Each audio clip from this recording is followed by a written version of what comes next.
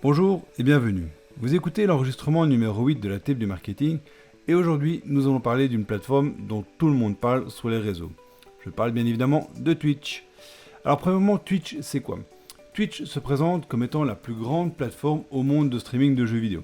Elle existe depuis 2011 et a été rachetée en 2014 par Amazon. Alors pour que vous puissiez bien vous rendre compte de l'ampleur du phénomène, je vais vous partager quelques chiffres de Twitch en 2020. Alors Twitch en 2020, en termes de visiteurs quotidiens moyens, on est à hauteur de 26,5 millions. En termes d'audience moyenne à tout moment de la journée, on est à plus de 2 millions. En termes de streamers, donc les créateurs de contenu, uniques par mois, on est à plus de 6 millions. Et en termes de minutes visionnées au cours de l'année, plus de 1 milliard. Donc c'est vraiment des chiffres qui sont colossaux. Alors, par rapport au type de contenu, même si on parle dans la plupart des cas de streaming de parties de jeux vidéo, on observe ces derniers temps un glissement vers d'autres types de contenus.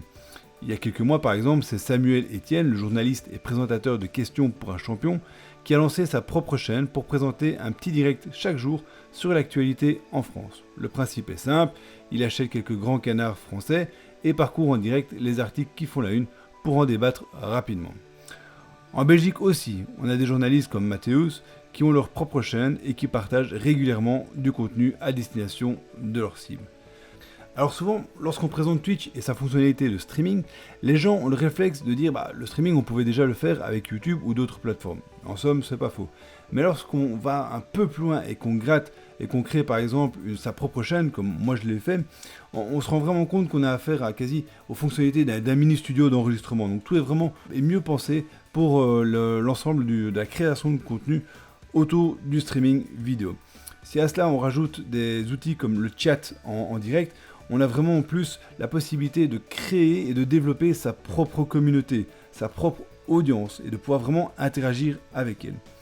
Alors au niveau marketing, quelle utilité aurait-on à s'intéresser à Twitch? C'est simple. Avec plus de centaines de millions d'utilisateurs, inutile de dire que les grandes marques se sont vite penchées sur le phénomène. Et quand on pense que certains influenceurs ou gamers sont capables de remplir quasi l'équivalent d'un stade de foot en termes d'audience pendant un live ou la retransmission d'une partie par exemple de League of Legends, vraiment là les marques ont un intérêt de surcroît à aller se pencher sur ce phénomène qui est Twitch pour pouvoir aller faire soit du placement de produits, et c'est là où parfois on voit simplement des gamers en train de siroter une boisson d'une telle marque, ou alors faire vraiment du placement d'écran publicitaire avant ou pendant les différentes parties. Alors, si on n'est pas une grande marque, comme moi, vous pouvez utiliser Twitch pour de la création de contenu et surtout pour créer votre propre communauté et vraiment établir une quasi-relation avec elle.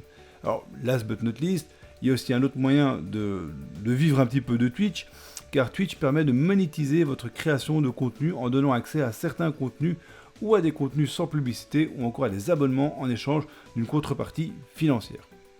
Alors, si je suis moins enthousiaste que certaines personnes en ce moment par Twitch, car il est vrai qu'on entend vraiment parler sur tous les réseaux de cette plateforme Twitch qui en plus n'est pas tout à fait récente, mais qui fait vraiment un boom, et évidemment la pandémie y est probablement pour beaucoup, on sent que la plateforme commence à intéresser d'autres personnes en dehors des gamers, et qu'elle est en train quelque part d'opérer un virage, et qui sait peut-être que dans quelques mois ou quelques années, la partie vraiment réservée au gaming et la partie réservée au chat ne représentera plus que 20 ou 30% de l'audience totale, et qu'on aura vraiment quelque chose de plus business qui va peut-être se développer autour de Twitch, à savoir.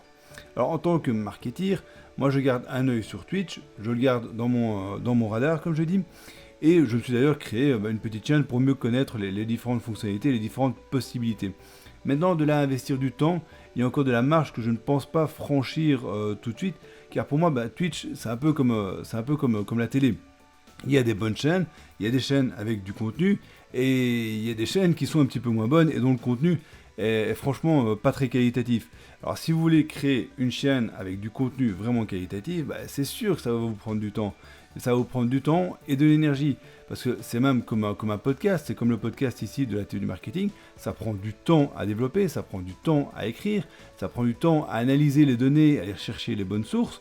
Sauf que là, on va pas le faire sur 5-10 minutes, mais on va le faire sur plusieurs heures de streaming par jour, plusieurs heures de streaming par mois. Donc vraiment, pensez bien en termes d'investissement que c'est quelque chose qui va vraiment vous prendre du temps. D'autant plus si vous avez un contenu qualitatif, vous allez créer quelque part un besoin, donc vous allez créer une attente aussi de la part de l'audience. Donc voilà, c'est vraiment quelque chose à bien réfléchir. Pour le reste, je pense que Twitch a vraiment beaucoup de potentiel en termes de création de contenu, en termes de communauté, de développement de communauté, et qu'il y a vraiment un intérêt à suivre cette plateforme dans les prochains mois. Voilà un petit peu mon avis par rapport à Twitch. J'espère que j'ai pu vous aider à comprendre un peu qu'est-ce qui se cachait derrière le phénomène Twitch en ce moment. Et moi, je vous dis à bientôt pour une prochaine tip du marketing.